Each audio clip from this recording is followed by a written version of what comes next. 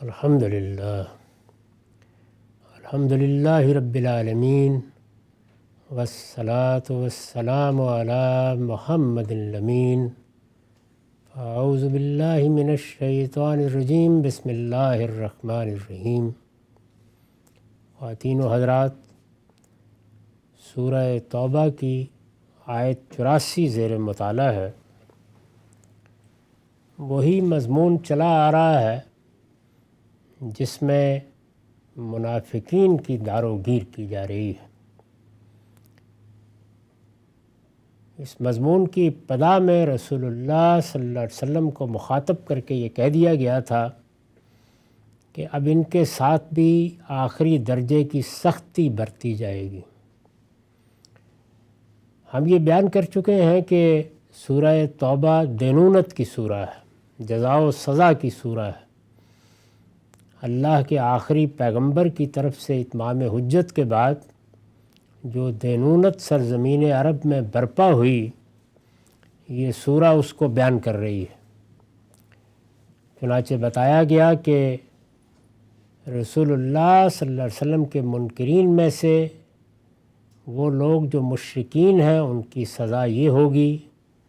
اہل کتاب چونکہ اصلاً توحیدی کے ماننے والے ہیں، اس لیے ان کی سزا کم لیکن یہ ہوگی۔ اور اب یہ بتایا جا رہا ہے کہ منافقین کے ساتھ کیا معاملہ کیا جائے۔ تو منافقین کا معاملہ چونکہ اس طرح کا ہے کہ بظاہر وہ ایمان لا چکے ہیں، مسلمانوں کی جماعت کا حصہ ہیں، اس لیے ان کے ساتھ وہ سب نہیں ہو سکتا جو منکرین کے ساتھ کیا جا رہا ہے یا کیا جائے گا۔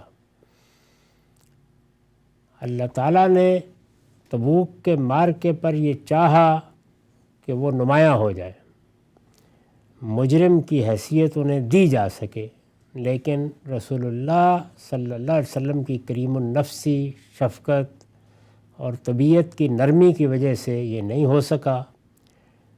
وہ لوگ آئے، انہوں نے اپنے عذرات پیش کیے، بہانے بنائے، قبول کر لیے گئے۔ اب جو سزا انہیں دی جا رہی ہے وہ معاشرتی داروگیر کی سزا ہے، یعنی ان کے کرتوت واضح کیے جا رہے ہیں، وہ جو باتیں اپنی مجلسوں میں کرتے ہیں وہ بھی نمایاں کر دی گئی ہیں، ان کے باطن میں کیا چیزیں ہیں اللہ تعالیٰ ان کو بھی بیان کر رہے ہیں۔ اور اب سزا کی یہ نوعیت بن گئی ہے کہ ان لوگوں کے ساتھ ایک لحاظ سے مقاطعے کا رویہ اختیار کر لیا جائے گا، یعنی یہ ہیں تو بظاہر مسلمان، اس لیے ان کو اس طرح کی سزا نہیں دی جا سکتی۔ یہ اب آ کر کہیں گے کہ ہم جہاد میں جانا چاہتے ہیں، ہم رسول اللہ کے ساتھ کسی غزوے میں شریک ہونا چاہتے ہیں، تو پیچھے بیان ہوا کہ صاف صاف کہہ دیا جائے کہ اب تم کہیں نہیں جا سکتے۔ جب تمہیں بلایا گیا اس وقت تم نے جانے سے انکار کر دیا، تو اب اس سعادت سے بھی ہمیشہ کے لیے محروم کر دیے گئے ہو۔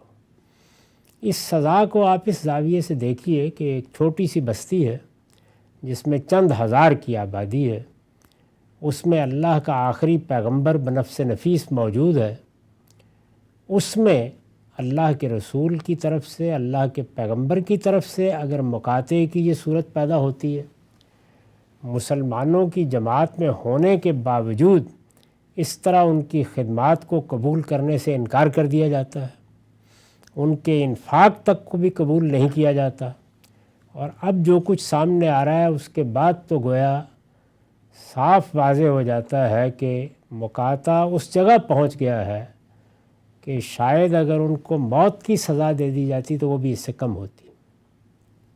اس کا تصور اسی صورتحال میں کیجیے، یعنی ایسے نہیں ہے کہ آج کی کروڑوں کی آبادی میں کہیں بکھرے ہوئے لوگ ہیں، ایک بستی میں جو چند ہزار کی بستی ہے اس میں ہیں، اور رسول اللہ بنفس نفیس وہاں موجود ہے، اور جو کچھ بھی مقاطعہ کیا جا رہا ہے وہ اصل میں رسول اللہ صلی اللہ علیہ وسلم کی طرف سے کیا جا رہا ہے۔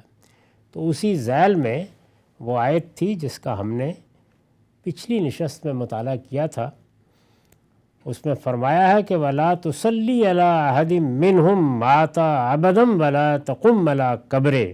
اب یہ دیکھیے کہ سزا دینے کے وہ طریقے کہ ان کو محکوم بنا لیا جائے، وہ جزیہ دے کر رہیں گے، ان کے منکرین کو ایک حد کی مہلت دینے کے بعد قتل کر دیا جائے، وہ بظاہر سزائیں لگتی ہیں۔ یہ جو کچھ ہو رہا ہے اس کی ابتدا یہیں سے ہوئی تھی نا کہ وغلظ علیہم، اب ان کے ساتھ آخری درجے کی سختی برتی جائے گی، تو یہ اس کے مختلف پہلو سامنے آ رہے ہیں۔ اور اگر آپ حقیقت کی نگاہ سے دیکھیں تو وہ ساری سزائیں شاید کم ہیں جو سزا یہاں دی جا رہی ہے۔ اس سے یہ بھی اندازہ کیا جا سکتا ہے کہ منافقت اللہ تعالیٰ کو کس قدر ناپسند ہے۔ چنانچہ اسی کو سامنے رکھ کر اس آیت کو بھی سمجھنا چاہیے جس میں یہ بتایا گیا ہے کہ منکرین تو خیر جہنم کے نچلے درجوں میں ہوں گے، لیکن سب سے نچلے درجے میں فی الدرک الاسفل من النار یہی منافقین ہوں گے۔ تو فرمایا کہ اور آئندہ ان میں سے جو مر جائے، یعنی اس سے پیچھے کیا تھا کہ یہ اب آئیں گے، تبوک میں تو یہ نہیں گئے، یہ اب آئیں گے اور آ کر یہ کہیں گے کہ اگلی کوئی مہم درپیش ہے تو ہم حاضر ہیں، جانے کے لیے تیار ہیں، ازالہ کرنے کی کوشش کریں گے، کیونکہ چھوٹی چھوٹی مہمات بھیجی جاتی رہتی تھیں۔ تو آپ ان کو صاف صاف کہہ دیں کہ اب تم میرے ساتھ نہیں نکل سکتے، یعنی رسول اللہ کی مائیت سے تمہیں محروم کر دیا گیا ہے۔ یہاں یہ کہا کہ یہ تو زندگی میں معاملہ تھا، اگر ان میں سے کوئی مر جائے اور آئندہ ان میں سے جو مر جائے اس کے جنازے پر کبھی نماز نہ پڑھنا، یعنی آپ اندازہ کریں کہ اس چھوٹی سی بستی میں رسول اللہ نہیں جائیں گے، اب اس کے جنازے پر کبھی نماز نہ پڑھنا اور نہ اس کی قبر پر دعا کے لیے کھڑے ہونا، یعنی نہ اس موقع پر نہ بعد میں۔ ایسا ہوتا تھا بارہا، یہ دونوں باتیں اس لیے کہیں کہ جنازے کی اطلاع نہیں ہوئی یا تدفین ہو گئی یا رسول اللہ صلی اللہ علیہ وسلم کہیں باہر تھے، تو آپ کا معمول تھا کہ واپس آنے کے بعد اپنے صحابہ یا اپنے اوپر ایمان لانے والوں کی قبر پر آپ جا کے دعا کر دیتے تھے۔ تو فرمایا کہ نہ جنازے پر کبھی نماز پڑھنا، نہ اس کی قبر پر دعا کے لیے کھڑے ہونا۔ وَلَا تُصَلِّ عَلَىٰ أَحَدٍ مِّنْهُمْ مَاتَ أَبَدًا وَلَا تَقُمْ عَلَىٰ قَبْرِهِ إِنَّهُمْ كَفَرُوا بِاللَّهِ وَرَسُولِهِ وَمَاتُوا وَهُمْ فَاسِقُونَ، اس لیے کہ انہوں نے اللہ اور اس کے رسول کا انکار کیا ہے، یعنی جنہوں نے ظاہر میں انکار کیا ہے وہ تو سامنے آ گئے، ان کے لیے سزا بھی بیان ہو گئی، انہوں نے حقیقت میں انکار کیا ہے، تو اس وجہ سے یہ اسی سزا کے مستحق ہیں، اور اس حال میں مرے ہیں کہ بدعہد، یعنی حقیقت میں ایمان کا اظہار کر رہے تھے لیکن بدعہد تھے۔ اس پر میں نے لکھا ہے اس سے پہلے رسول اللہ صلی اللہ علیہ وسلم کو ان کے لیے استغفار سے روکا گیا تھا۔ پیچھے یہ کہا گیا تھا کہ مغفرت کی دعا بھی نہیں کریں گے آپ، یہ اگر آ کے یہ تقاضا کریں تو آپ اس تقاضے کو بھی قبول نہیں کریں گے، بلکہ یہاں تک کہہ دیا گیا تھا کہ آپ اپنی کریم النفسی کی وجہ سے دعائیں کرتے رہیں گے، مغفرت چاہتے رہیں گے، لیکن اب آپ 70 مرتبہ بھی چاہیں گے تو اللہ نے قبول نہ کرنے کا فیصلہ کر لیا ہے۔ اور اس کے بعد دیکھیے پے در پے ایک کے بعد دوسری سزا کا اعلان ہو رہا ہے۔ اس سے پہلے رسول اللہ صلی اللہ علیہ وسلم کو ان کے لیے استغفار سے روکا گیا تھا، اب جہاد میں ساتھ لے جانے اور ان میں سے کوئی مر جائے تو اس کے جنازے کی نماز پڑھنے اور اس کی قبر پر کھڑے ہونے سے بھی روک دیا گیا۔ اس سے بڑی رسوائی اور اس سے بڑی سزا کیا ہو سکتی تھی جو مسلمانوں کے معاشرے میں اور خدا کے رسول کی موجودگی میں کسی شخص کو دی جا سکتی ہے۔ یعنی وہ سزائیں اگر آپ غور کریں جو پیچھے منکرین کے لیے بیان ہوئی ہیں یا اہل کتاب کے لیے بیان ہوئی ہیں، وہ کمتر محسوس ہوتی ہیں اگر آدمی یہ جانتا ہو کہ مسلمان ہونا کیا چیز ہے، مسلمانوں کی جماعت میں شامل رہنا کیا چیز ہے، اور اللہ کے رسول کی موجودگی میں اس کی حیثیت عرفی کیا ہونی چاہیے۔ یعنی کجا یہ کہ آدمی اللہ کے رسول کے مخلصین میں شمار ہو اور اللہ کے رسول سے دعائیں اس کو حاصل ہوں اور اللہ کا پیغمبر اس کے لیے مغفرت چاہے اور اس کی نماز جنازہ پڑھائے اور اس کی قبر پر کھڑے ہو کے دعا کرے، یہ صورتحال پیدا کر دی گئی۔ تو ارشاد فرمایا کہ یہ ان کے ساتھ کیا جائے۔ وَلَا تُعْجِبْكَ أَمْوَالُهُمْ وَلَا أَوْلَادُهُمْ، تم ان کے مال و اولاد کو کچھ وقت نہ دو، یعنی اگرچہ یہ کھاتے پیتے لوگ بھی ہیں، بڑے لوگ بھی ہیں، سوسائٹی میں ان کا مقام ہے، تو یہ بتایا گیا ہے کہ ایسا ہوتا ہے نا کہ کوئی سردار ہے، بڑا آدمی ہے، تو ادھر ادھر سے دباؤ آتا ہے کہ اس میں تو چلے ہی جانا چاہیے، آخر جنازے میں شریک ہونے میں کیا معنی ہے اور دعا کر دینے میں کیا معنی ہے. تو جو سیاسی اور معاشری مسائل ہوتے ہیں وہ بعض اوقات گرد و پیش سے آنا شروع ہو جاتے ہیں. تو بتا دیا کہ تم ان کے مال و اولاد کو کچھ وقت نہ دو.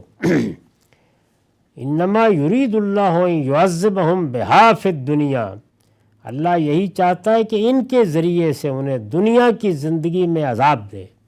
یعنی انہی مال و اولاد کے ذریعے سے جو ان کا مقام تھا، یہ سب چیزیں تھیں، وہ تو عزت کا استحقاق پیدا کرتا تھا، قدر کا استحقاق پیدا کرتا تھا، لیکن جب یہ اس طرح رسوا کر دیے جائیں تو یہ دنیا میں ان کی سزا ہے. اور فرمایا کہ اور ان کی جانیں اس حالت میں نکلیں کہ وہ کافر ہوں. انما یرید اللہ ان یعذبہم بہا فی الدنیا وتزہق انفسہم وہم کافرون، وہ کافر ہوں.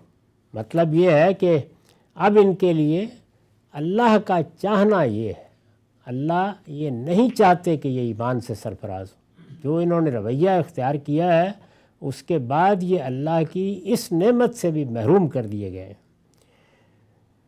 لکھا ہے میں نے کہ اللہ کا یہ چاہنا اس سنت کے مطابق ہے جو اس نے لوگوں کی ہدایت اور گمراہی کے لیے مقرر کر رکھی ہے. یعنی وہ سنت یا وہ طریقہ کیا ہے؟ یہ کہ اگر رویہ صحیح ہوگا تو نتائج بھی صحیح نکلیں گے، اللہ کی توفیق بھی ملے گی، اللہ مدد بھی کرے گا، اللہ ایمان کی طرف ہدایت بھی فرمائے گا. اور اگر رویہ غلط ہوگا تو مہلت دے گا، تنبیہ کرے گا، توجہ دلائے گا، اس کے بعد شیطان کے حوالے کر دیے جائیں گے. تو ان کے ساتھ بالکل یہی ہوا ہے. وَإِذَا أُنزِلَتْ سُورَةٌ أَنْ آمِنُوا بِاللَّهِ وَجَاهِدُوا مَعَ رَسُولِهِ اسْتَأْذَنَكَ أُولُو الطَّوْلِ مِنْهُمْ وَقَالُوا ذَرْنَا نَكُن مَعَ الْقَاعِدِينَ، جب کوئی صورت اترتی ہے کہ اللہ پر ایمان لاؤ جس طرح کے ایمان لانے کا حق ہے. ظاہر ہے کہ یہاں ایمان لاؤ سے مراد وہ ایمان لانا نہیں ہے جو وہ لائے ہوئے ہیں. ایمان تو وہ لے آئے، انہوں نے اس کا اظہار کر دیا، لیکن ایمان کیا محض زبان سے اقرار کا نام ہے؟ وہ تو دل کی اس کیفیت کا نام ہے جس میں آدمی اپنے آپ کو اپنے مالک کے سپرد کر دیتا ہے، اپنی مرضی کو اس کی مرضی کا تابع کر دیتا ہے، اور اللہ اور رسول کے مخلص کی حیثیت سے زندگی بسر کرتا ہے. اس سے قطع نظر کہ اس سے غلطیاں ہو جاتی ہیں، کوتاہیاں ہو جاتی ہیں، وہ گرتا ہے، سنبھلتا ہے، پھر بھی آگے چلتا ہے. تو فرمایا کہ جب کسی سورہ میں ان کے نفاق پر تبصرہ کیا جاتا ہے اور انہیں کہا جاتا ہے کہ اللہ پر ایمان لاؤ جس طرح کے ایمان لانے کا حق ہے. اس پر حاشیہ اصل الفاظ ہیں ان آمنوا باللہ، ان میں فعل اپنے کامل معنی میں ہے. ہم نے ترجمے میں اسے کھول دیا ہے. عربی زبان میں یہ جو افعال ہے، جتنے ورب بھی ہیں، یہ جب استعمال ہوتے ہیں تو یہ درجات کے لحاظ سے ہو جاتے ہیں. یعنی فعل وہی رہتا ہے، سیاق و سباق سے معلوم ہوتا ہے کہ یہ اس فعل کی ابتدا کے معنی میں استعمال ہوا ہے، انتہا کے معنی میں استعمال ہوا ہے، اس کے کامل مفہوم میں استعمال ہوا ہے، یا اس کے نتیجے کو بیان کرنے کے لیے. تو مختلف پہلوؤں سے افعال استعمال ہو جاتے ہیں. یہاں یہ اپنے کامل معنی میں ہے، ایمان لاؤ جس طرح کے ایمان لانے کا حق ہے. جب یہ کہا جاتا ہے تو کیا ہوتا ہے؟ یعنی یہ کہا جاتا ہے کہ ایمان لاؤ وجاہدوا مع رسولہ. اس سے پیچھے ظاہر ہے کہ یہ مطالبہ کیا گیا کہ ایمان بھی حقیقی ہونا چاہیے، اور اس وقت اللہ کا رسول جو جدوجہد کر رہا ہے، جن صورتحال کو درست کرنے کے لیے سرگرم عمل ہے، اس میں ان کا ساتھ دیا جائے. وہ ساتھ دینا کبھی دعوت کے فروغ کے لیے ہوتا تھا، کبھی ہجرت کی صورت میں ساتھ دیتے تھے، اور کبھی ایسا بھی ہوا کہ لوگوں کو جنگ و جدال کا بازار گرم کرنا پڑا اور وہ اس میں اترے، جیسے بدر و احد میں ہوا. تو فرمایا کہ جب ان سے یہ بات کہی جاتی رہی ہے تو کیا ہوتا تھا؟ تو ان کے مقدرت والے بھی تم سے رخصت مانگنے آ کھڑے ہوتے ہیں. یعنی جیسے ہی موقع آتا ہے کہ اب کوئی قربانی دینی ہے، آگے بڑھنا ہے، تو چونکہ حقیقی ایمان نہیں ہے، اللہ اور رسول کے ساتھ تعلق محض مفادات کی وجہ سے ظاہراً قائم کر لیا گیا ہے، تو اس موقع پر پھر بہانے بناتے ہیں. اور یہ نہیں ہے کہ غریب ہیں اور سفر کا خرچ نہیں اٹھا سکتے اور ساتھ نکل نہیں سکتے، اور کسی کے پاس اونٹ نہیں ہے اور کسی کے پاس گھوڑا نہیں ہے. ان کے مقدرت والے بھی، جن کے پاس فراخی ہے، وہ بھی آ کے رخصت مانگنے لگتے ہیں اور کہتے ہیں کہ ہمیں چھوڑ دیجئے، یعنی ہمیں یہی رہنے دیجئے، ہم یہاں ٹھہرنے والوں کے ساتھ رہ جائیں گے۔ استأذنک اولو الطول منہم وقالوا ذرنا نکم مع القاعدین، کہ پیچھے بھی آخر کچھ لوگوں کو رہنا ہے، کچھ عورتوں کی حفاظت کر لیں گے، کچھ شہر کے معاملات کو دیکھ لیں گے، تو اس طرح کا بہانہ بنا کے آ کے رخصت مانگتے ہیں۔ اس پر حاشیہ ہے، یہ ان کے ما فی الذہن کی تعبیر ہے۔ قرآن کے بعض دوسرے مقامات میں بھی اس طرح کی چیزوں کو قول سے تعبیر کیا گیا ہے، یعنی یہ وہ زبان سے نہیں کہتے۔ یہ جو فرمایا نا کہ ذرنا نکم مع القاعدین، چھوڑ دیجئے ہمیں، تو یہ گویا ان کے رویے کی تعبیر ہے۔ یہ کہہ رہے ہیں کہ ہمیں تو یہیں رہنے دیجئے، ہم یہاں کے معاملات دیکھ لیں گے۔ یہ زبان حال سے کہہ رہے ہیں، الفاظ میں یہ کہنے کی ضرورت نہیں ہے۔ یہ ان کے ما فی ذہن کی تعبیر ہے۔ قرآن کے بعض دوسرے مقامات میں بھی اس طرح کی چیزوں کو قول سے تعبیر کیا گیا ہے، یعنی جو ذہن میں قول ہوتا ہے، جب انسان سوچتا ہے جو بات کرتا ہے، اس کو بھی قرآن مجید اپنی زبان میں یا اپنے اسلوب میں قالو سے یا قول سے یا بات کہنے سے یا انہوں نے کہا، اس سے تعبیر کر دیتا ہے۔ اس لیے کہ اللہ کے ہاں باطن کا کہا بھی کہا ہے اور ظاہر کا کہا بھی کہا ہے۔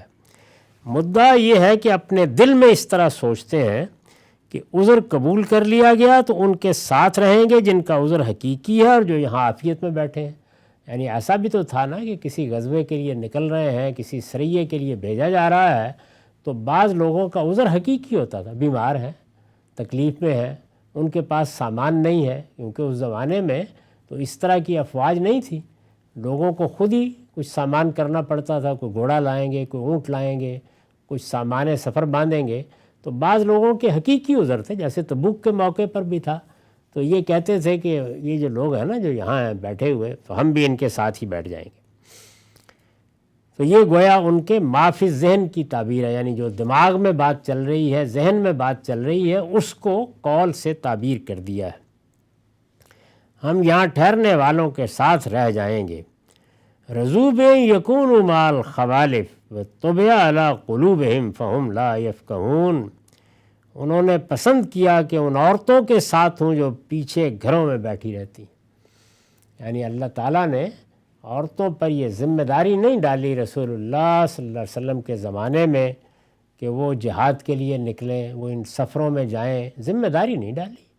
اپنے شوق سے کسی نے جانا چاہا، یا بعض اوقات یہ ہوا کہ زخمیوں کو دیکھنے کے لیے یا پانی پلانے کے لیے عورتوں نے اپنی خدمات پیش کیں، تاہم جو ذمہ داری ہے وہ ان پر نہیں ڈالی گئی۔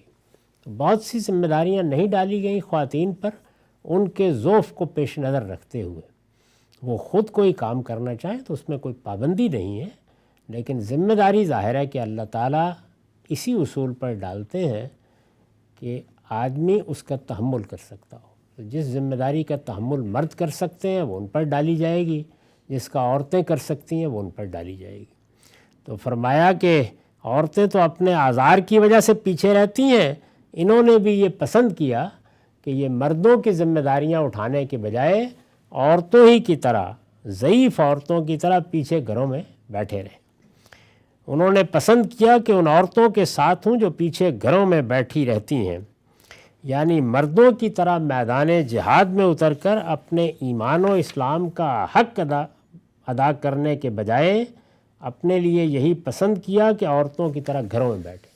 عورتوں کے لیے گھروں میں بیٹھے ہوئے اللہ کو یاد کرنا، اس کی تسبیح و تحلیل کرنا، پیچھے گھروں کو دیکھنا، اس کا اجر بالکل برابر کر دیا گیا تھا، یعنی جانے والوں کا اجر اور رہنے والوں کا اجر اس لحاظ سے برابر تھا، تاہم ذمہ داری نہیں ڈالی گئی تھی۔ تو یہاں یہ بہت تعریض کے انداز میں فرمایا کہ انہوں نے یہی پسند کر لیا، اسی کو اپنے لیے موضوع سمجھا۔ انہوں نے پسند کیا کہ ان عورتوں کے ساتھ ہوں جو پیچھے گھروں میں بیٹھی رہتی ہیں، اور ان کے دلوں پر اس کے نتیجے میں مہر کر دی گئی، اس لیے کچھ نہیں سمجھتے، یعنی اب فہم، بصیرت، ان سب چیزوں سے محروم ہو گئے۔ لیکن الرسول والذین آمنوا معہ جاہدوا باموالہم وانفسہم، اللہ کے رسول نے البتہ اپنے جان و مال سے جہاد کیا ہے، اور ان لوگوں نے بھی جو اس کے ساتھ ایمان لائے، یعنی ادھر یہ ہے اور ادھر سچے اہل ایمان ہیں، انہوں نے جدوجہد کی ہے، انہوں نے ہجرت کی ہے، وہ نکل کے آئے ہیں، انہوں نے گھر بار چھوڑے ہیں، وہ ذمہ داریاں ادا کی ہیں جو ان پر ڈالی گئیں، اور اب وہی ہیں جن کے لیے دنیا اور آخرت کی بھلائیاں ہیں۔ وَأُولَئِكَ لَهُمُ الْخَيْرَاتُ وَأُولَئِكَ هُمُ الْمُفْلِحُونَ، اور وہی فلاح پانے والے ہیں۔ معافی۔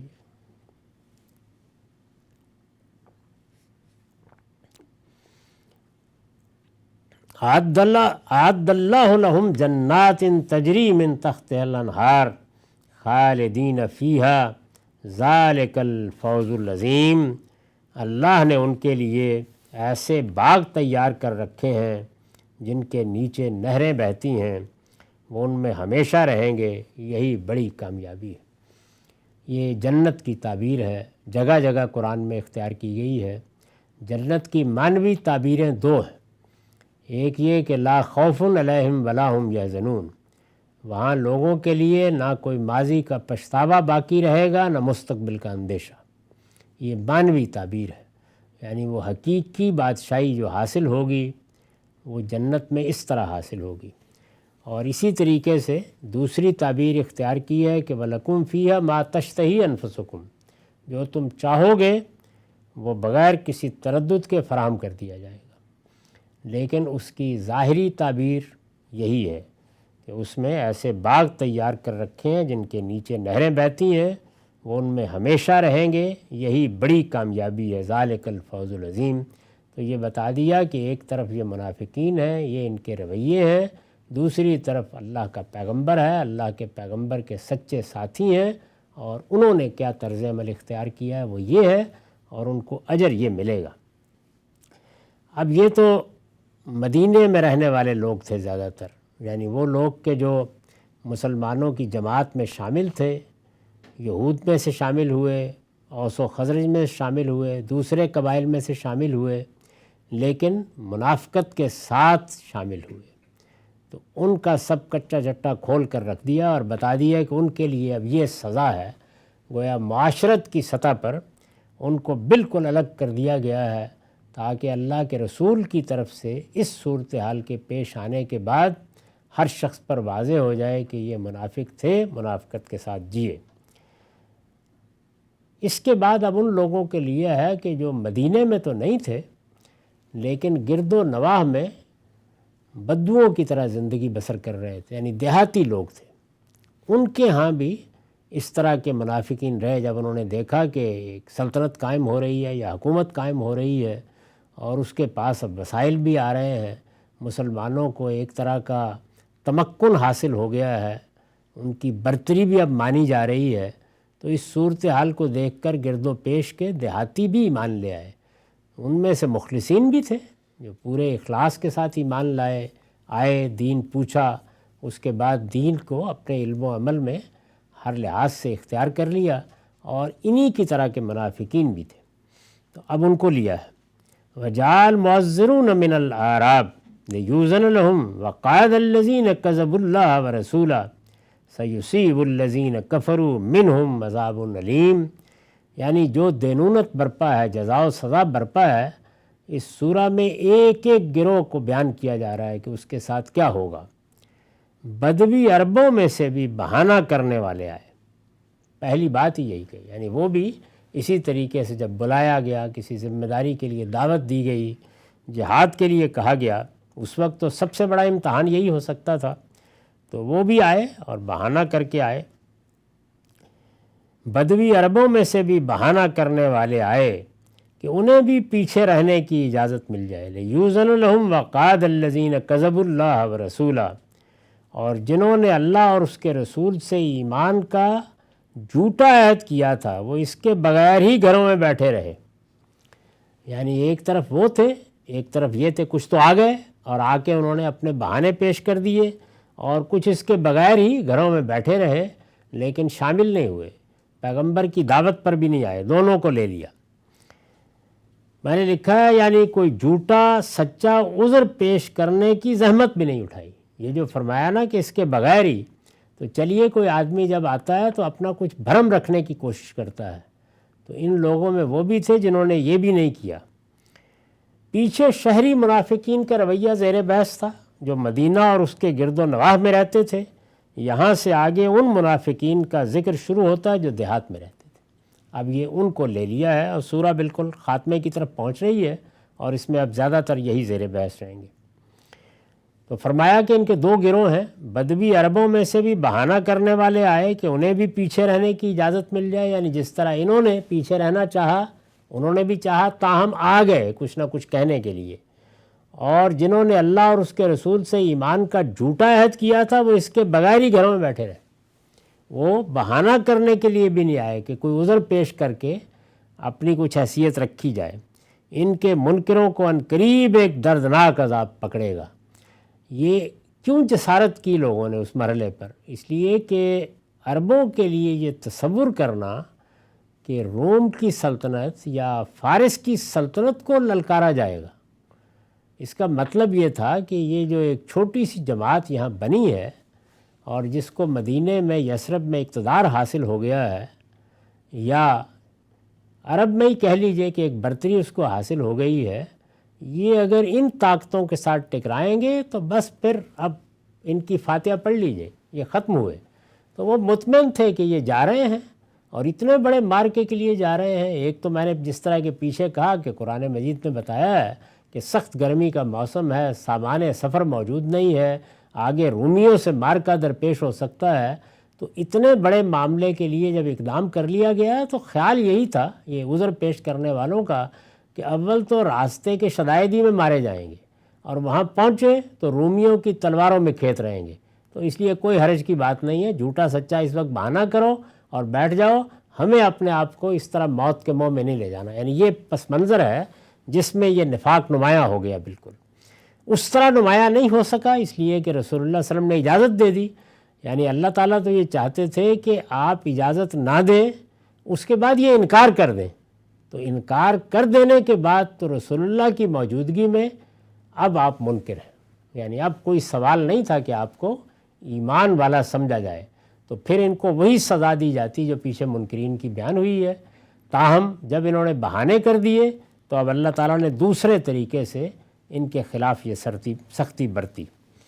تو ارشاد فرمایا کہ یہ دو گروہ ہیں، ان کے منکروں کو عنقریب ایک دردناک عذاب پکڑے گا، یعنی اب انتظار کریں، زیادہ دن نہیں ہے، آخر دنیا سے جانا ہے، تو بس پھر دیکھیں کہ ان کے ساتھ کیا معاملہ ہونے والا ہے۔ معاف کیجیے۔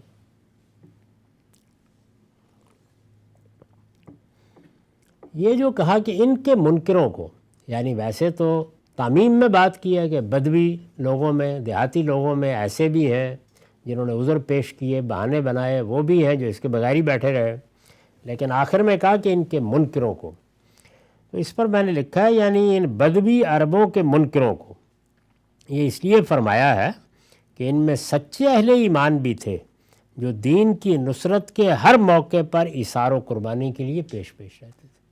یہ قرآن کا انداز ہے کہ وہ بعض اوقات کسی جماعت پر جب نقد کرتا ہے تو اس طرح عموم کے انداز میں کر دیتا ہے تاکہ متعین نہ کیا جائے لوگوں کو، اور اس کے بعد اس طرح کے اشارات سے یہ بتا دیتا ہے کہ سارے ایسے نہیں ہیں۔ تو یہاں بھی بتا دیا کہ ان کی ایک بڑی تعداد نے اگرچہ اسی طرح بہانے بنائے ہیں اور جھوٹ بولا ہے اور جھوٹے عہد کیے ہیں، لیکن بہرحال ان میں سچے اہل ایمان بھی ہیں، تو ان کے منکروں کو اب عذاب سے دوچار ہونا ہے۔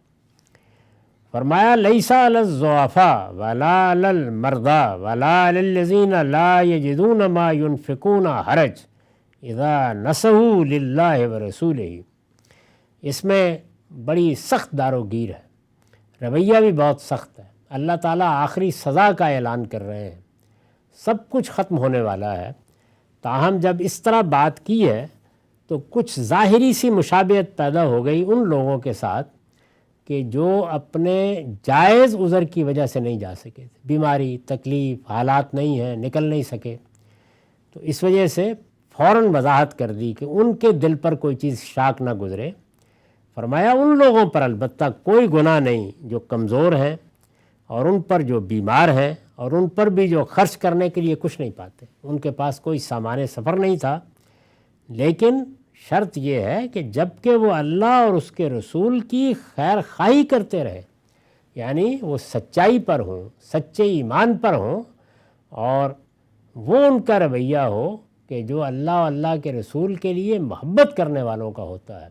چنانچہ اس طرح کے جو لوگ پیچھے رہ گئے وہ نہ صرف یہ کہ دعائیں کر رہے تھے بلکہ ساز و سامان کرنے کے لیے بھاگ دوڑ بھی کر رہے تھے، کسی وجہ سے نہیں کر سکے یا بیماری اور تکلیف کی وجہ سے نہیں جا سکے تو ان کے دل اللہ کے پیغمبری کے ساتھ تھے، تو فرمایا کہ ان پر کوئی حرج نہیں ہے، ان پر کوئی گناہ نہیں۔ ما علی المحسنین من سبیل واللہ غفور الرحیم، ایسے نیکوکاروں پر کوئی الزام نہیں ہے اور اللہ بخشنے والا ہے، اس کی شفقت ابدی ہے۔ یہ جو فرمایا ہے کہ جب کہ وہ اللہ اور اس کے رسول کی خیرخواہی کرتے رہے تو اس کو بہت اچھی طرح سمجھنے کی ضرورت ہے۔ اب ہمارا وقت ختم ہو گیا، اس پر آئندہ نشست میں بات کریں گے۔ اقول و قولی ھذا واستغفر اللہ لی ولکم ولسائر المسلمین۔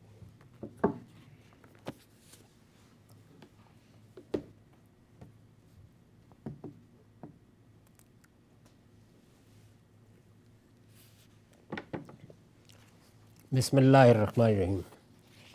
ہم ایک طویل روایت پڑھ رہے ہیں، اس کا ایک حصہ میں نے پڑھ دیا تھا، ترجمے کے کچھ حصے رہ گئے تھے، اس لیے میں وہیں سے اب اس کو آگے پڑھ رہا ہوں۔ یہاں تک ہم نے دیکھا تھا کہ یہ بتایا گیا ہے کہ سیدنا عمر نے جب باہر کے علاقوں کی طرف فوجیں بھیجنے کا فیصلہ کیا تو ہرمزان سے مشورہ کیا۔ یہ گرفتار ہو گئے تھے، وہاں آ گئے تھے، مدینہ ہی میں رہتے تھے، چونکہ ان علاقوں کو بہت اچھی طرح جانتے تھے تو سیدنا عمر اس طرح کا مشورہ کرتے رہتے تھے۔ انہوں نے جو مشورہ دیا اس میں یہ بتایا کہ اس وقت ایک طرف کسریٰ ہے، ایک طرف قیصر ہے، فارس کی سلطنت ہے، تو اب آپ کو ابتدا کہاں سے کرنی چاہیے؟ تو مشورہ یہ تھا کہ پہلے کسریٰ پر حملے کے لیے نکلیں۔ اس میں ایک بڑی عمدہ مثال بھی اس نے بیان کی کہ آپ یوں سمجھیں کہ آپ کے سامنے جو اس وقت لوگ ہیں تو یہ پرندے کی طرح ہیں۔ پرندے کا سر بھی ہوتا ہے، دو بازو بھی ہوتے ہیں، دو پاؤں بھی ہوتے ہیں، تو سر کی حیثیت کسریٰ کو حاصل ہے۔ اگر آپ باقی چیزوں کو کاٹتے توڑتے رہے تو تب بھی یہ دشمن زندہ رہے گا۔ آپ ابتدا یہاں سے کریں۔ یہ گویا ایک جہاندیدہ آدمی نے سیدنا عمر کو مشورہ دیا، انہوں نے اس مشورے کو قبول کر لیا۔ ہم نے یہاں تک ترجمہ پڑھ لیا تھا کہ اس کے بعد عمر رضی اللہ عنہ نے ہمیں جنگ کے لیے بلایا اور نعمان بن مقرن رضی اللہ عنہ کو ہمارا امیر مقرر کر دیا، یعنی اس مشورے کو قبول کر کے انہوں نے کسریٰ کے خلاف اقدام کا حکم دے دیا۔ ہم ان کی قیادت میں نکلے، یہاں تک کہ جب دشمن کے علاقے میں پہنچے اور ان کے اور ہمارے درمیان ایک نہر حائل رہ گئی، یعنی کوئی دریا درمیان میں آ گیا، تو اب دوسری جانب دشمن ہے اور ادھر ہم ہیں، اور ہمارے پاس زیادہ گھوڑے بھی نہیں تھے، یعنی ساز و سامان کوئی ایسا نہیں تھا۔ اس طرح کی صورت نہیں ہے کہ اب سلطنت کے پاس بڑی طاقت آ گئی تھی اور بڑی فوجیں بن گئی تھیں اس لیے روم و ایران پر حملہ کر دیا گیا، بلکہ وہ ذمہ داری پوری کرنے کے لیے جیسی بے سر و سامانی میں بدر و احد ہوئے تھے ویسے ہی یہ ابتدا ہوئی ہے۔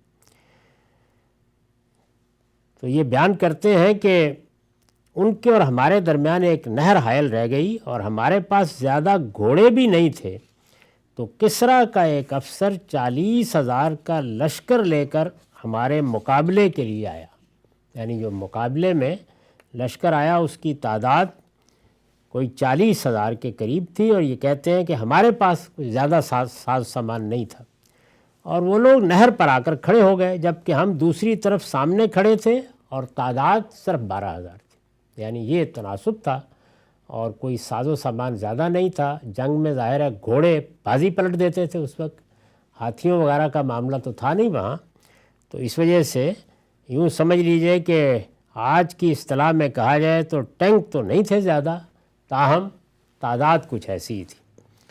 پھر ایک ترجمان اٹھا اور اس نے کہا تم میں سے کوئی شخص مجھ سے بات کر لے، یعنی وہ جو سامنے کا لشکر ہے جو نہر کے دوسری جانب کھڑے ہیں وہ اٹھے اور انہوں نے کہا کہ تم میں سے کوئی شخص ذرا ہمارے ساتھ بات کر لے۔ مغیرہ رضی اللہ عنہ نے کہا جو پوچھنا چاہتے ہو پوچھو۔ تو ادھر سے مغیرہ کھڑے ہوئے اور انہوں نے رسول اللہ صلی اللہ علیہ وسلم کے بڑے جلیل القدر صحابی ہیں، تو انہوں نے کہا کہ کیا پوچھنا چاہتے ہو؟ اس نے کہا تم کون لوگ ہو؟ یعنی یہ روم کی سلطنت، یہ فارس کی سلطنت، یہ سلطنتیں جو صدیوں سے قائم ہیں، یہ عرب کے قبائلی، تم لوگ کون ہو؟ ذرا اپنا تعارف کراؤ، کہاں سے آ گئے ہو تم لوگ کون ہو؟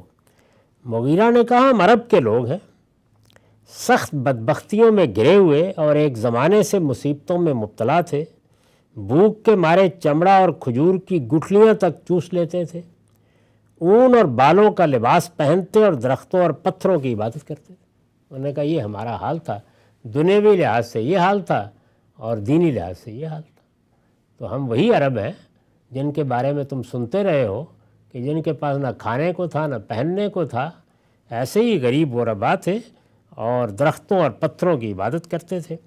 ہمارے یہی حالات تھے جب زمینوں اور آسمانوں کے پروردگار نے، جس کا ذکر بلند اور جس کی عظمت بڑی ہے، ہماری طرف خود ہمارے لوگوں میں سے ایک نبی بھیجا۔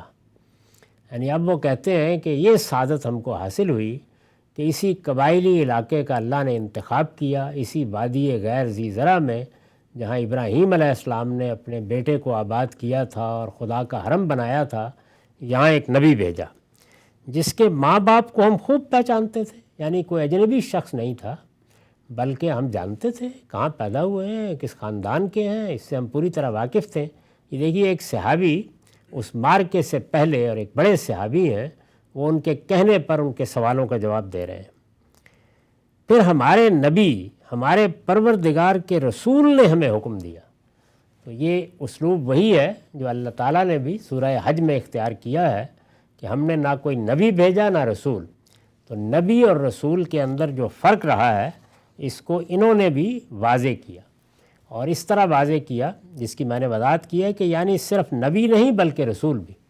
اللہ تعالیٰ نبی بھی بھیجتے رہے ہیں، ہماری طرف جس ہستی کی بعثت ہوئی وہ نبی تو ہیں ہی، وہ رسول بھی تھے۔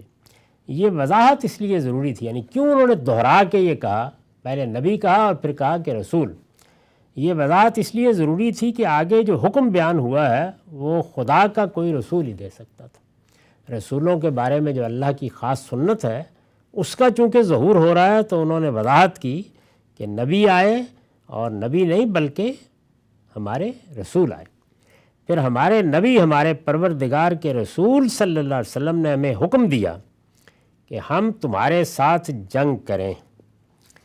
یعنی صرف یہ نہیں ہے کہ ہم نے فیصلہ کیا ہے اور کوئی اجتہادی فیصلہ کر لیا ہے، بلکہ ہمیں یہ حکم دیا گیا ہے، یہ کہا گیا ہے کہ اب تم نے اقدام کرنا ہے، یہاں تک کہ تم لوگ تنہا ایک خدا کی عبادت کرنے لگو۔ یہ اب حکم کی وضاحت کر رہے ہیں کہ کیا کہا ہے ہمیں، کیا پیغام دے کے بھیجا ہے تمہاری طرف، یہاں تک کہ تم لوگ تنہا ایک خدا کی عبادت کرنے لگو، اور اگر یہ نہیں تو جزیہ دینا قبول کر لو۔ یعنی ہمیں یہ بتایا گیا ہے کہ تمہیں اسلام کی دعوت دی جائے گی، یا اس کو قبول کرو گے، ایک اللہ کی عبادت کرو گے، توحید پر قائم ہو جاؤ گے، اور اگر یہ نہیں تو جزیہ دے کر حفاظت سے رہو، محکومی کو قبول کرو گے۔ ان دو کے سوا کوئی راستہ نہیں۔ اگر یہ دونوں چیزیں تم قبول نہیں کرتے تو پھر جنگ ہے، یعنی پھر ہم میدان میں نکل آئے ہیں اور اللہ کے رسول کے حکم پر نکل آئے ہیں، پھر اس میں کوئی ہم کمی نہیں کریں گے اپنی طرف سے۔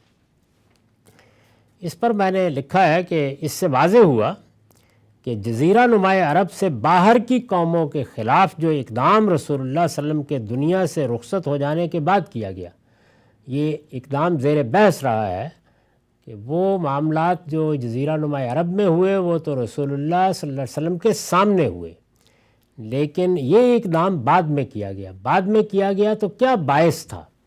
میرا اپنا رجحان ایک زمانے تک یہ رہا ہے کہ یہ اجتہادی فیصلہ تھا، لیکن اس روایت کے سامنے آنے کے بعد بالکل واضح ہو گیا کہ اس کا حکم بھی براہ راست رسول اللہ صلی اللہ علیہ وسلم نے دیا تھا۔ اس سے واضح ہوا کہ جزیرہ نماء عرب سے باہر کی قوموں کے خلاف جو اقدام رسول اللہ صلی اللہ علیہ وسلم کے دنیا سے رخصت ہو جانے کے بعد کیا گیا وہ محض صحابہ کا اجتہاد نہ تھا، جیسا کہ ہم نے بھی دوسری جگہ لکھا ہے، بلکہ رسول اللہ صلی اللہ علیہ وسلم نے جس طرح ان کو دعوت خود دی اسی طرح ان کے خلاف اقدام کا حکم بھی خود ہی دیا۔ یعنی یہ پوری بات ہی آپ نے خود کی۔ ہم نے اپنی کتابوں میں جگہ جگہ وضاحت کی ہے کہ یہ حکم سنت الہی کے مطابق اور انہی قوموں کے خلاف دیا گیا تھا جن پر آپ نے خدا کی حجت ہر لحاظ سے پوری کر دی تھی، اور وہ تین ہی تھیں: مشرکین عرب، عرب کے اہل کتاب، اور روم اور ایران کی سلطنتیں اور ان کے ملحقات میں سے بعض دوسری ریاستیں۔ یہ 8 کے قریب تھیں، ان سب کو آپ نے خط لکھے۔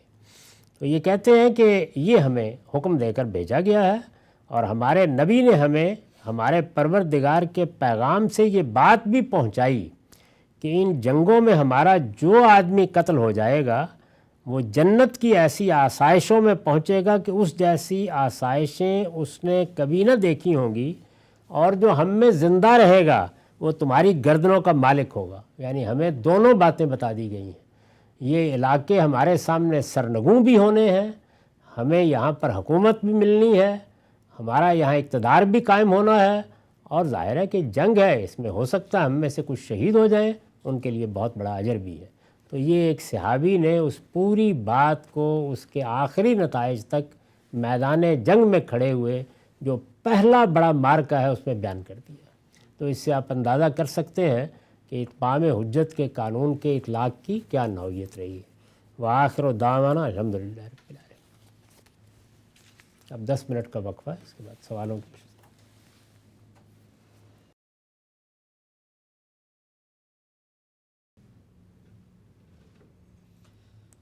بسم اللہ الرحمن الرحیم۔ السلام علیکم۔ غامدی صاحب کے ساتھ ہفتہ وار سوال و جواب کی براہ راست نشست کو لے کر حاضر خدمت ہیں۔ آغاز کرتے ہیں۔ غامدی صاحب بہت شکریہ آپ کے وقت کا۔ آج کی نشست کا پہلا سوال آپ کی خدمت میں یہ ہے کہ ایک بحث ہمارے ہاں یہ رہی کہ غامدی صاحب کے جو ماننے والے لوگ ہیں ان کا دعویٰ یہ ہے کہ بھائی غامدی صاحب کی فکر ابھی تو چلے مقبول نہیں ہیں، تاریخ میں بہت ساری دفعہ ایسا ہوا ہے کہ اس طرح کے نئے افکار جب آتے ہیں شروع میں تو مقبول نہیں ہوتے، لیکن 100 سال کا عرصہ ہے، یہ 100 سال گزریں گے تو یہ فکر جو ہے اس کو بھی اسی طرح قبول عامیت حاصل ہو جائے گی جس طرح باقی افکار کو ہی۔ اس کے جواب میں یہ کہا گیا کہ یہ بات اور یہ دعویٰ اس لیے درست نہیں ہے کہ ماضی کے اندر جو نئے افکار پیدا ہوئے ان کے اندر 2 ایسے پہلو پائے جاتے تھے جس کی وجہ سے وہ مقبول ہوئے، وقت لگا۔ پہلا پہلو یہ تھا کہ ان کے اندر اللہ کی طرف بلانا، تقوی، خشیت، خوف خدا، اس فکر کی بنیادی جس کو کہتے ہیں عناصر اور عوامل میں یہ چیز شامل تھی، اور دوسری یہ کہ وہ تمام افکار جو ہیں وہ روایت کے اندر کھڑے ہو کر روایت کے مقابلے میں نہیں سامنے آئے تھے، جیسے کہ شاہ ولی اللہ اور ابن تیمیہ کے افکار ہیں، لیکن غامدی صاحب کی فکر کی مثال ان افکار کے مقابلے میں ایسے ہی ہے جیسے معتزلہ ہوں یا جہمیہ ہوں، ان لوگوں نے روایت کے انکار پہ اس فکر کی بنیاد رکھی ہے۔ سوال میرا آپ سے یہ ہے کہ آپ کا اپنا نقطہ نظر کیا ہے اپنی فکر کے بارے میں؟ کیا یہ 100 سال بعد مقبول ہو جائے گی اگر اس کو ابھی قبولیت حاصل نہیں ہوئی؟ اور یہ جو 2 عناصر ہیں کسی بھی فکر کے مقبول ہونے میں امت کی علمی تاریخ کے ضمن میں بتائیے گا، ایسے ہی بات ہے؟ اس میں بہت سی باتیں عرض کرنے کی۔ پہلی بات تو یہ ہے کہ آپ نے فرمایا ماننے والے۔ میں نے تو لوگوں کو ہمیشہ اس بات کی دعوت دی ہے کہ وہ اللہ کو مانیں، اللہ کے رسولوں کو مانیں، اللہ کے فرشتوں کو مانیں، اللہ کی کتابوں کو مانیں، اور قیامت کے دن پہ ایمان رکھیں۔ تو یہ میرے ماننے والے لوگ کیوں پیدا ہوں گے؟ میرے خیال میں سب سے پہلے تو اس چیز کی اصلاح کرنی چاہیے۔ دنیا میں جو اصحاب علم بھی ہیں، وہ بڑے ہوں چھوٹے ہوں، ان کی حیثیت لوگوں کے لیے معلم کی ہے۔ ان میں سے کسی کا بھی یہ حق نہیں ہے کہ وہ لوگوں کو ماننے والے بنائے۔ اس کا کام یہ ہے کہ وہ لوگوں کو تعلیم دے، اور چونکہ وہ پیغمبر نہیں ہے اس لیے استدلال پیش کر دے۔ لوگوں کا کام ہے وہ اس کو قبول کرتے ہیں یا نہیں قبول کرتے۔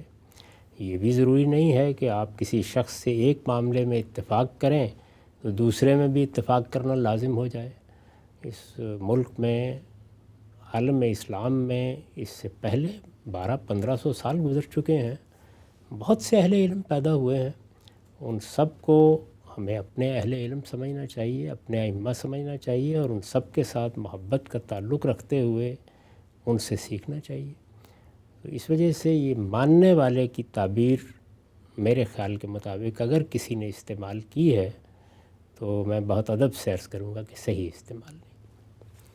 دوسری چیز یہ ہے کہ وہ بات کسی ماننے والے نے، اب میں یہ واوین میں کہہ رہا ہوں، کہی ہے، اس کے لیے میں کیوں جواب دہ ہو جاؤں؟ یعنی لوگ جائیں ہیں اور انہی سے پوچھ لیں جا کے، وہ اگر اس طرح کے دعوے کرتے ہیں۔ میرا نقطہ نظر تو یہ ہے کہ میں ایک طالب علم ہوں، ایک طالب علم کی حیثیت سے دین میرا اپنا مسئلہ ہے، یعنی مجھے قبر میں جانا ہے، اس وجہ سے یہ فیصلہ بھی سب سے پہلے مجھے کرنا ہے کہ اگر میرے پروردگار نے میرے لیے کوئی ہدایت نازل کی ہے تو میں اس ہدایت کو سمجھ لوں، اس کو سمجھ کر اپنی زندگی میں اس کو اختیار کر لوں۔ یہ بات کہ اس کو دنیا کیا حیثیت دے گی، مانے گی نہیں مانے گی، قبول کرے گی رد کر دے گی، میں سچ عرض کرتا ہوں کہ یہ اصلاً میری دلچسپی کی چیز نہیں ہے۔ میں اگر یہ کام کرتا ہوں تو یہ ادائے فرض کے جذبے سے کرتا ہوں۔ جب مجھ پر ایک حقیقت واضح ہو گئی تو میرا کام یہ ہے کہ میں اس کو ایک طالب علم کے طریقے پر لوگوں کے سامنے رکھ دوں اور یہ بتا دوں کہ یہ حقیقت کیا ہے، اس کا استدلال کیا ہے۔ اگر اس کے اوپر کوئی اعتراض ہے تو تنقیح کر کے اس اعتراض کا جواب دے دوں۔ اس سے زیادہ نہ میری کوئی ذمہ داری ہے، نہ میں نے اس سے آگے بڑھ کر کسی چیز سے کوئی دلچسپی لی ہے، اور نہ مجھے اس طرح کے معاملات پر کبھی غور کرنے یا سوچنے کا سچی بات ہے کہ وقت ملتا ہے کہ 100 سال بعد کیا ہوگا اور 200 سال بعد کیا ہوگا۔ یہ دنیا اس پروردگار کی ہے، وہ جانے 100 سال بعد اس نے کیا کرنا ہے اور آج کیا کرنا ہے۔ میرا مسئلہ تو میں ہوں، مجھے قبر میں چلے جانا ہے، اس کے بعد دنیا میں کیا ہونا ہے یہ میرا درد سر نہیں ہے۔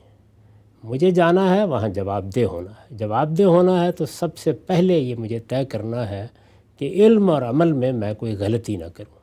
انسان کی حیثیت سے میرا کام اس سے زیادہ کچھ نہیں ہے، اور میں یہیں تک اپنے فکر میں، اپنی جد و جہد میں، اپنے طریقہ کار میں، اپنی تصنیفات میں، اپنے اداروں میں محدود رہتا ہوں اور لوگوں کو محدود رہنے کی دعوت دیتا ہوں۔ میں یہی کہتا ہوں کہ ہم ایک ذمہ داری ہے جو پوری کر رہے ہیں۔ اللہ نے ہمیں یہ کہا ہے کہ میرے دین کو مانو، اور یہ کہا ہے کہ اگر کچھ علم تمہیں حاصل ہوتا ہے تو اس علم کو دوسروں تک پہنچاؤ۔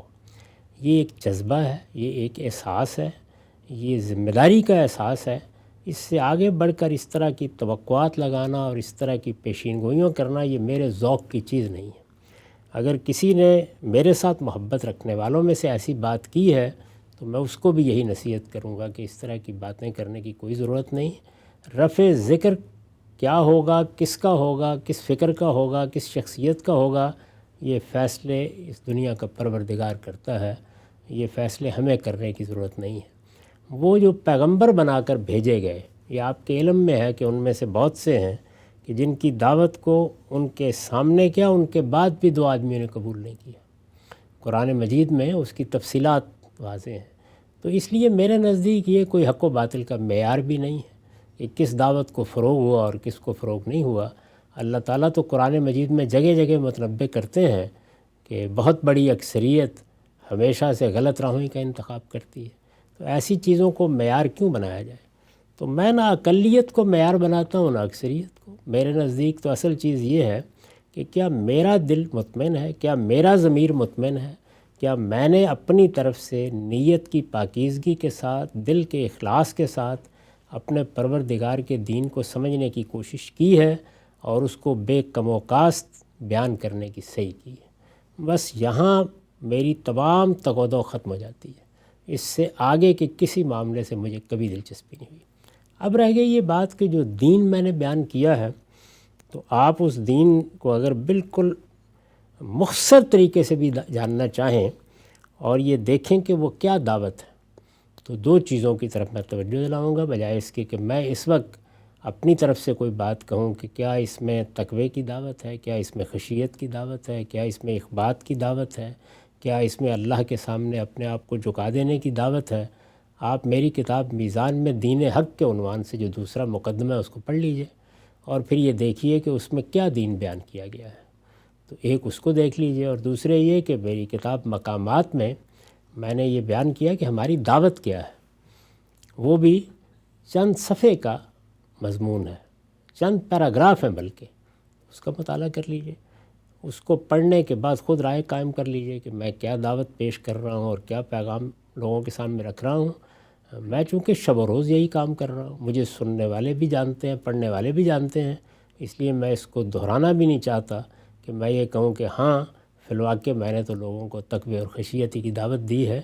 اس کو میری دعوت میں دیکھ کر سلیم الطبع لوگ خود رائے قائم کر لیں گے۔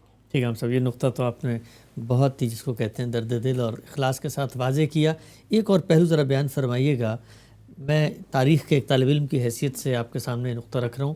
ہماری امت کے اندر باہر کیف ایک بڑی روشن، بڑی تابندہ، بڑی جاویدہ، بڑی درخشاں علمی روایت ہے، بڑے بڑے اکابر علماء پیدا ہوئے، نابغہ روزگار ہستیاں، بڑا ان کا وقی علمی کام ہے، تجدید کا کام بھی کسی نہ کسی حد تک ہوا، اختلاف رائے بھی سامنے آتا رہا، لیکن اس سوال کا کیا جواب ہے؟ ایک طالب علم کی حیثیت سے میں آپ سے پوچھتا ہوں کہ کیا وجہ ہے کہ ایک جو پورا اہل سنت والجماعت کا ایک سواد اعظم ہے، ایک پورا متفقہ اجماعی نقطہ نظر ہے، قبولیت اسی کو حاصل ہوئی، باہر کیف افکار آئے، فرقے پیدا ہوئے، بڑے بڑے لوگ، نئے نئے مسالک، نئی نئی آراء، نئی نئی تحریکیں، لیکن سب کی سب جو ہے جیسے جھاگ چھٹ جاتی ہے، ختم ہو گئے اور وہ اصل نقطہ نظر ایک ہی جماعت کو حاصل رہا۔ اس کی کیا وجہ ہے؟ اور اگر اس کے پیچھے کوئی حکمت، کوئی علت کار فرما ہے تو پھر ایک طالب علم تو یہ بھی سوچتا ہے نا کہ آگے بھی پھر یہی ہوگا، تو اس کو آپ کیسے دیکھتے ہیں؟ اگر آپ تمام جتنے فرقے آج تک پیدا ہوئے ہیں یا مختلف گروہ وجود میں آئے ہیں، سیاسی پس منظر سے آئے ہوں یا مذہبی فکر کے پس منظر سے آئے ہوں، انہوں نے کلامی مباحث اٹھائے ہوں یا فلسفیانہ بنیادیں واضح کی ہوں، ان سب کا اگر آپ جائزہ لیں تو کسی دعوت کے، کسی پیغام کے یا کسی نقطہ نظر کے فروغ کے لیے اس دنیا میں جو عوامل چاہیے ہوتے ہیں وہ سب کے سب اگر آپ دیکھیں گے تو جس گروہ کا آپ نے نام لیا ہے اس کے لیے زیادہ موجود رہے ہیں۔ اس کا کوئی تعلق کسی کے حق پر ہونے اور کسی کے باطل پر ہونے سے نہیں ہے۔ یعنی اس دنیا میں جو چیزیں فروغ پاتی ہیں، ایک تو یہ نا کہ اللہ نے کیا فیصلہ کیا، لوگوں کو کیا توفیق دی، ہدایت کس کو ملی، وہ بالکل الگ چیز ہے۔ دنیا میں کوئی سیاسی نظریہ، دنیا میں کوئی فکر، دنیا میں کوئی مذہبی نقطہ نظر، دنیا میں کوئی مذہبی تعبیر بہت فروغ پا لیتی ہے، ایسا ہوتا ہے، تو اس کے دنیا میں کچھ عوامل ہیں، وہ عوامل جس کے حق میں زیادہ اکٹھے ہو جائیں گے اس نقطہ نظر کو فروغ حاصل ہوگا۔ اس کا اصل میں حق و باطل سے کوئی تعلق نہیں ہے، اس سے اٹھ جائیے۔ یہ تو مسلمانوں کے اندر ہے، مسلمانوں کے اندر بھی اہل تشیع کی تعداد 20 کروڑ کے قریب ہے، یعنی کوئی معمولی نہیں ہے۔ اس وقت اگر آپ دیکھیں تو ایران میں ان کی براہ راست حکومت ہے، عراق میں بھی کم و بیش یہی صورتحال ہے۔ یہ جو حالیہ انتخابات ہوئے ہیں اس میں بھی آپ اندازہ کر سکتے ہیں کہ خالص مذہبی بنیاد پر مقدس صدر کی جماعت کو کتنی اکثریت حاصل ہو گئی ہے۔ لبنان میں بھی اچھی خاصی تعداد ہے، اسی طرح سے باقی عرب ممالک میں بھی آپ کو معلوم ہے، ہمارے ملک میں بھی ان کی ایک طاقت بھی ہے، تعداد بھی ہے، اور اس کے لحاظ سے وہ اپنے مطالبات بھی منواتے ہیں۔ تو ایسا نہیں کہ باقی سب کے سب کوئی بڑی چھوٹی اقلیت میں رہ گئے ہیں، کروڑوں کی تعداد میں۔ تاہم وہ عوامل جو کسی دعوت کے فروغ کا ذریعہ بنتے ہیں، یہ نہیں کہ باقیوں کے ہاں وہ موجود نہیں، باقیوں کے ہاں بھی ہیں۔ فروغ تو اصل میں ان عوامل ہی سے ہوتا ہے، لیکن وہ کس کے حق میں کتنے زیادہ جمع ہوئے، یہ میں آپ سے درخواست کروں گا کہ نہ پوچھیں مجھ سے۔ اس کی وجہ یہ ہے کہ اس میں پھر بڑے نازک مقامات آتے ہیں، لیکن دنیا میں فروغ کے لیے عوامل ہی کردار ادا کرتے ہیں۔ تو میں نے عرض کیا کہ اس سے میں ذرا اوپر لے جاتا ہوں آپ کو، یعنی ایک سطح تو وہ ہے نا کہ رسول اللہ صلی اللہ علیہ وسلم کے بعد جو گروہ یا فرقے یا جماعتیں بن گئیں ان میں کیا عوامل ہیں۔ ذرا یہ دیکھیے کہ اللہ کے جو پیغمبر آئے ان میں سب سے زیادہ فروغ کس کی دعوت کو حاصل ہوا؟ سیدنا مسیح کی دعوت کو، اور وہ بھی کب ہوا ہے؟ جب کہ سینٹ پال نے اس کو ایک نئی صورت دے دی۔ میرا خیال یہ ہے کہ عاقل را اشارہ کافی ہے۔ ٹھیک ہے ہم سب، یہ فکری تحریکوں کے عروج اور ان کی اکثریت کی قبولیات کی کیا عوامل ہوتے ہیں، انشاءاللہ اس پر پوری سیریز میں دوبارہ گفتگو کریں گے۔ سلسلہ گفتگو کو آگے بڑھاتے ہیں۔ بیان فرمائیے گا کہ کہا جاتا ہے کہ بعض اللہ کے مقرب بندے دنیا سے رخصت ہوتے ہیں، اور اس بات کو ایک اشارہ قرار دیا جاتا ہے ان کے تخفی الہیت، ان کے خشوع تذلل کے بارے میں، کہ قبروں کے اندر ان کے جسم سلامت رہتے ہیں۔ بس اوقات ہم یہ بھی داستان سنتے ہیں کہ خوشبو آ گئی ہے۔ دینی لحاظ سے آپ کو جو دین کا ذخیرہ ہے، لٹریچر ہے، رسالت پاک صلی اللہ علیہ وسلم کی روایات ہیں، صحابہ کے آثار ہیں، وہاں کوئی ایسی چیز نظر آئی کہ یہ مرنے کے بعد قبروں کے اندر اللہ تعالیٰ کی طرف سے اگر کوئی عنایت ہو جاتی ہے تو جسم سلامت رہتا ہے، خوشبو پھوٹ پڑتی ہے، یہ کوئی سائن ہے، کوئی کرائٹیریا ہے؟ آپ جانتے ہیں کہ میرے ہاں علم کی دو ہی بنیادیں ہیں، یا تو علم ہمارے تجربات مشاہدات پر مبنی ہوگا، جیسے کہ سائنسی علوم ہے، اس کی بھی تنقید ہوتی رہتی ہے، اس میں غلط فہمیاں بھی ہوتی ہیں۔ کتنے تجربات ہیں انسانوں کے جو انہوں نے بیان کیے اور غلط ثابت ہو گئے۔ یہ آپ طب جدید کو دیکھ لیجئے، آپ سائنس کی بعض شاخوں کا مطالعہ کریں تو ہر جگہ آپ کو یہی صحیح و خطا کا عمل نظر آتا ہے، لیکن علم کی بنیاد بہرحال وہی تجربہ مشاہدہ ہے۔ کچھ آپ کے ذاتی تجربات ہوں گے، کچھ تاریخ کے تجربات ہیں، کچھ مختلف اہل علم کے تجربات ہیں، وہ اس کو بیان کرتے رہتے ہیں۔ دوسرا ذریعہ علم اللہ تعالیٰ کے پیغمبر ہے، وہ اللہ تعالیٰ کے پیغمبروں نے جو کچھ ہمیں بتایا ہے وہ اس وقت سب سے بڑھ کر سب سے زیادہ مستند طریقے پر، جس پر ہم پورا اعتماد کر سکتے ہیں، یقین کے ساتھ کہہ سکتے ہیں کہ اللہ کی بات ہے، وہ تو قرآن مجید ہے۔ اس کے بعد رسالت میں آپ صلی اللہ علیہ وسلم کی نسبت سے بعض چیزیں لوگوں نے بیان کی ہیں، ان کا وہ درجہ نہیں ہے، اس کی کوئی ذمہ داری بھی اللہ کے پیغمبر پر نہیں ڈالی جا سکتی، لوگوں نے وہ باتیں بیان کی ہیں۔ اس کے پس منظر میں یا ماضی میں وہ مجموعے ہیں جو پہلی کتابوں کے اہل کتاب نے مرتب کر رکھے ہوئے ہیں، جیسے تورات ہے، جیسے انجیل ہے، جیسے امثال ہے، جیسے زبور ہے، اسی طرح انبیاء کے صحائف ہیں، بائبل کی تاریخ ہے۔ تو ان سب چیزوں کے اندر تو یہ جو کچھ آپ نے فرمایا ہے اس کی کوئی بنیاد نہیں ہے۔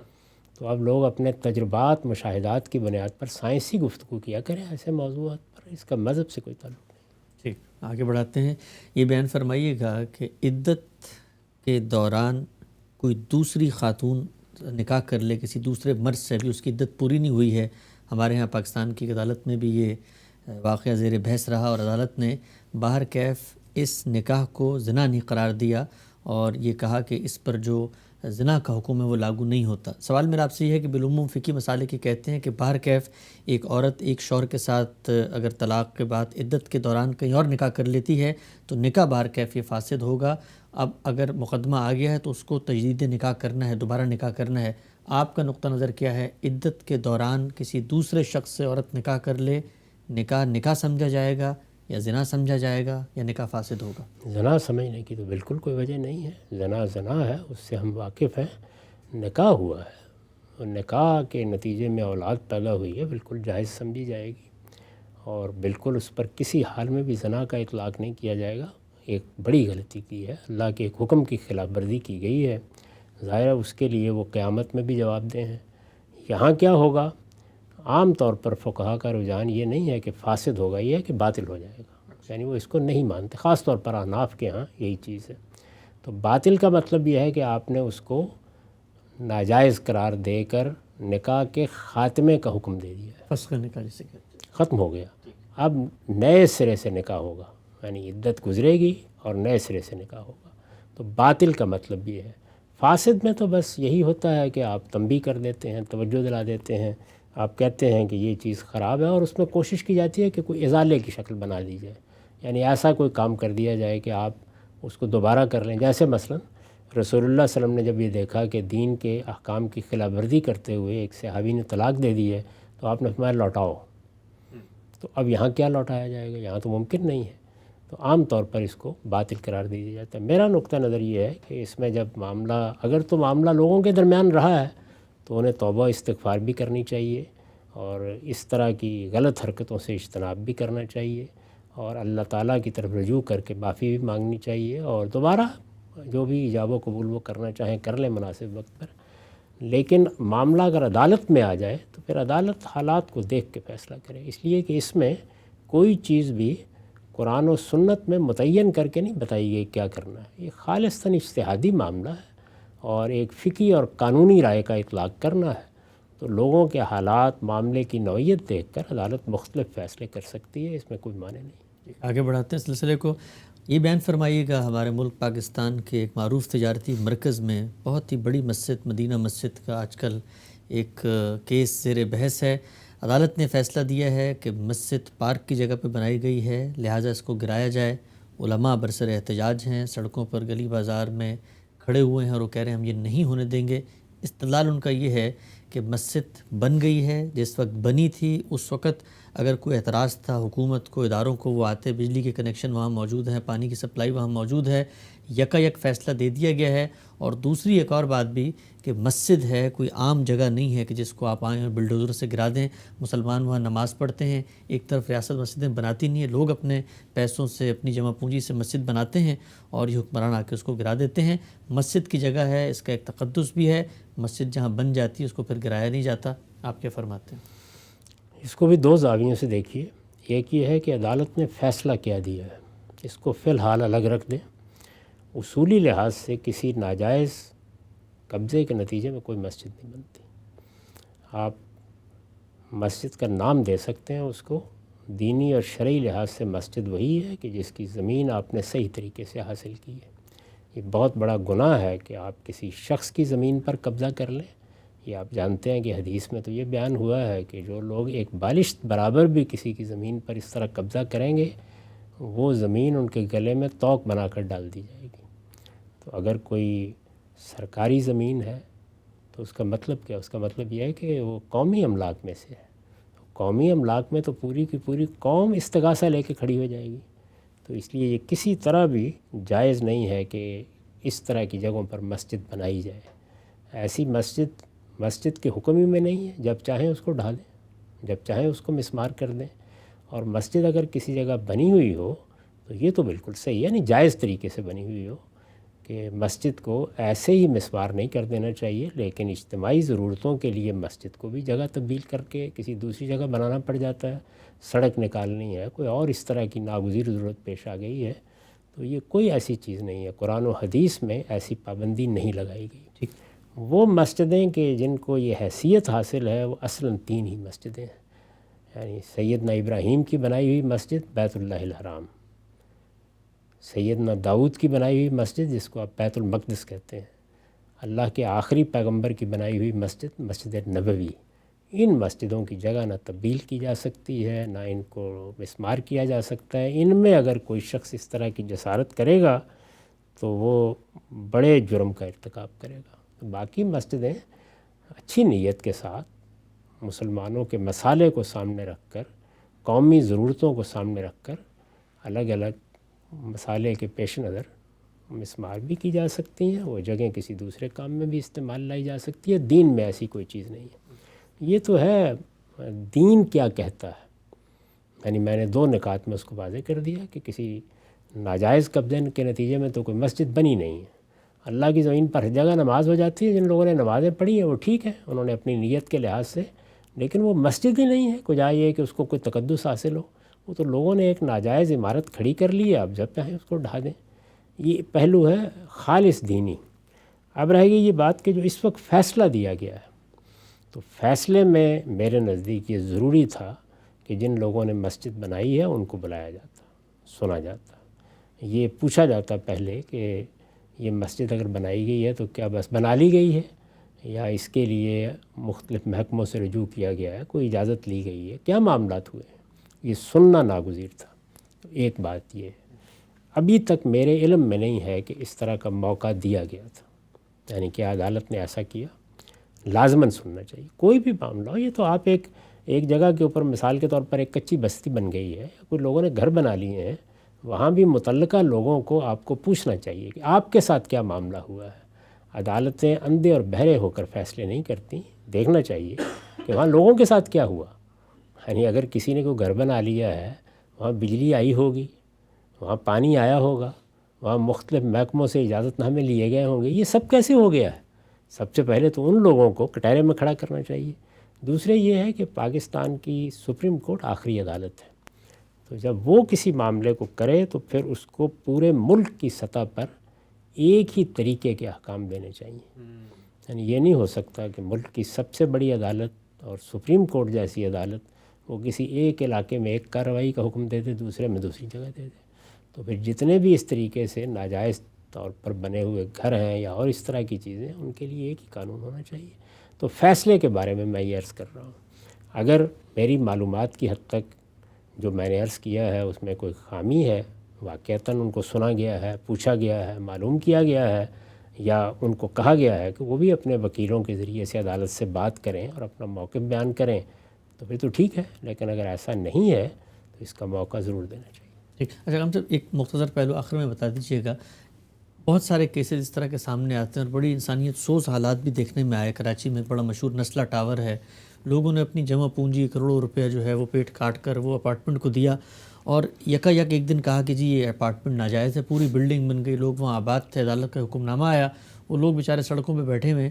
یہ جو قانون اور انصاف کا طریقہ ہے, یعنی میں آپ سے دینیاتی طریقے سے پوچھ رہا ہوں, یعنی اس میں تو ہونا اصل میں تو یہ چاہیے نا کہ جو حکام جنہوں نے بننے دیا ایک دن میں تو بنی نہیں ہے, اس پہ مہینے لگے ہیں, سالوں لگے ہیں, لیکن یہ جو ایک بس کاغذ کے تحت آ کر آپ بیٹھ جاتے ہیں کسی شہر میں آ کر اور یہ گرا دو وہ گرا دو, خود قانون, انصاف, اخلاق, انسانیت, اس کے بھی کچھ تقاضے تو ہیں جن کو پورا ہونا سب سے پہلا کام یہی کرنا چاہیے کہ ان لوگوں کو جنہوں نے اس کو دیکھا, جن کی ذمہ داری تھی, ان کو بلایا جائے.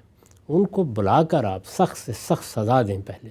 اس کے بعد جو لوگ اس طریقے سے بیٹھے, اگر تو لوگوں نے ناجائز قبضہ کیا ہے تو پھر تو کسی کو بھی تحفظ حاصل نہیں, لیکن اگر کوئی قاعدے ضابطے کے مطابق معاملہ ہوا اور اس میں لوگوں کے ساتھ عام آدمی کتنی تحقیق کر لے گا, دھوکہ ہوا ہے, تو ازالہ بھی کرنا عدالت کی ذمہ داری ہے, ان کو متبادل جگہ فراہم کرنے کا اہتمام کرنا یہ بھی عدالت کی ذمہ داری ہے, اور گرانے سے پہلے یہ ساری چیزیں ہونی چاہیے. یہ کوئی طریقہ نہیں ہے جو ہمارے یہاں اختیار کیا جاتا ہے. وقت ہمارے یہاں پہ مکمل ہوتا ہے, انشاءاللہ دوبارہ حاضر خدمت ہوں گے. اب تک آپ کے وقت کا بہت شکریہ.